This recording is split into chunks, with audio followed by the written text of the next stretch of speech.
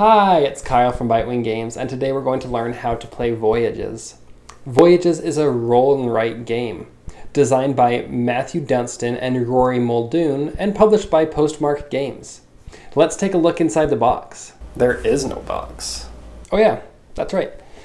Voyages comes as a print and play, meaning that you can buy the game online and then you'll print off the maps yourself. You can either laminate the maps and reuse them over and over again, or just write on them normal. You will also need 3 dice and something to write with. The point of the game is to win, and you win by having the most points. Points are earned by moving your ship around this board, visiting islands, exploring the ocean, and maybe even defeating the Dread. So how do you move your ship? First things first, setup. Every player grabs a map and a writing utensil. Each player will begin at the spot marked Start on the map. One player will roll all 3 dice.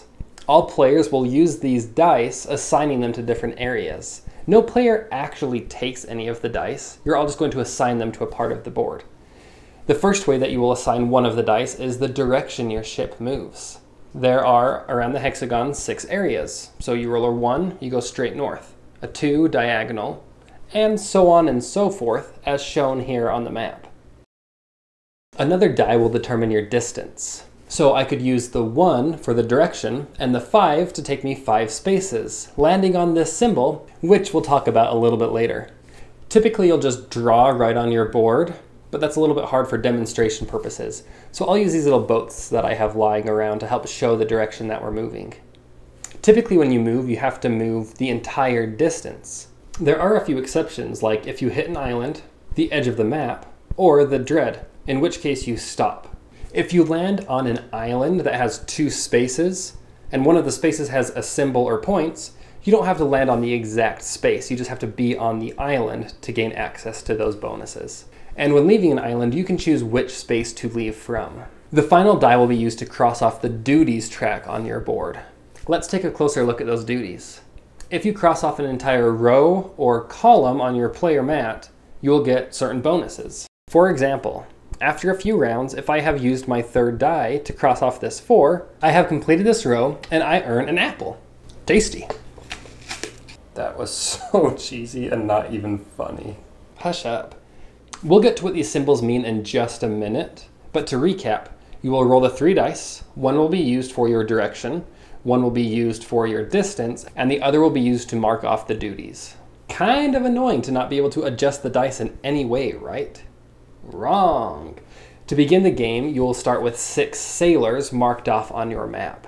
Sailors can be used to adjust any die by a value of 1.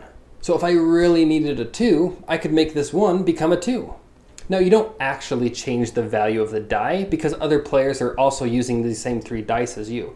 You just, for your purposes on your board, will change it from a 1 to a 2. Cross off the sailor to indicate that that sailor has been exhausted and is no longer able to be used. The dice can also wrap on numbers, meaning a 1 could be converted to a 6 or vice versa. You can't, however, create a number that's not on the dice. You couldn't make a 6 a 7 or anything crazy like that. But you can use multiple sailors to adjust a die as many times as you want to. So if I really needed a 6, I could use 2 sailors to make this 4 become a 6, marking off my 2 sailors on my board. So how do you get more sailors? That's the first symbol that we'll look at. You can earn additional sailors by landing on this space on the board, or by completing a row or column that shows that symbol on your duties track. Simply place a square around another sailor icon to indicate that you have earned another sailor. You can also turn a regular sailor into a heroic sailor by landing on the relic symbol. Heroic sailors can be used to adjust the value of a die to any number that you want, not just plus or minus 1. If you land on a relic and you don't have any sailors that haven't been used, too bad, so sad, you just don't get any bonus. Onto the Dread symbol. Remember, if you enter this space, you stop there. To defeat the Dread, cross off 2 heroic sailors, and you'll earn 14 points.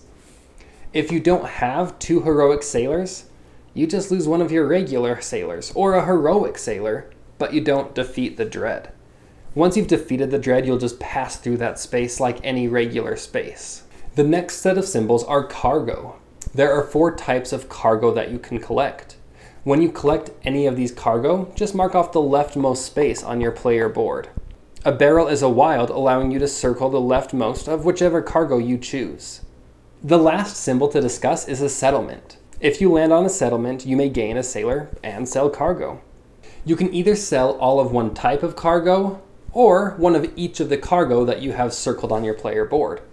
You will earn points equal to the number shown just above the cargo that you have just sold. Cargo is always sold left to right, just like when you gained it. So if you land on a settlement, you could either sell your 3 types of good, selling them for 3 points each, or you could sell all 3 of your fruit for a total of 12 points. Sounds like a no-brainer to me.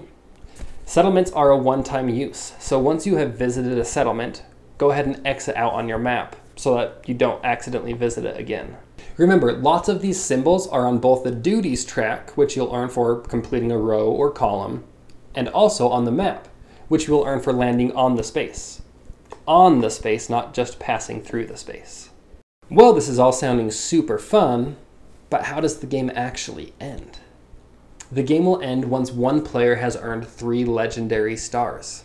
And we haven't talked about the legendary stars, so let's jump to that. There are 5 ways to earn a legendary star. Number 1, landing on the star space on the board. Number 2, defeating the dread.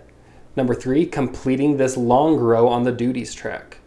Number 4, gaining an additional 6 sailors. Number 5, selling 3 of one type of cargo. You can only gain 1 star for selling cargo, even if you were to sell multiple sets of cargo all the way to completion. Keep track of how many legendary stars you've earned on the left of your player board. So, once a player has earned 3 of these legendary stars, you'll roll the dice one more time and everyone gets one final move. Let's look at the final scoring. Score the point values on any islands you visited. There are 7 hashed-in regions on the board which you can explore. Exploring a region is simply passing through at least one space in that region. You don't have to land in the region to count it as explored.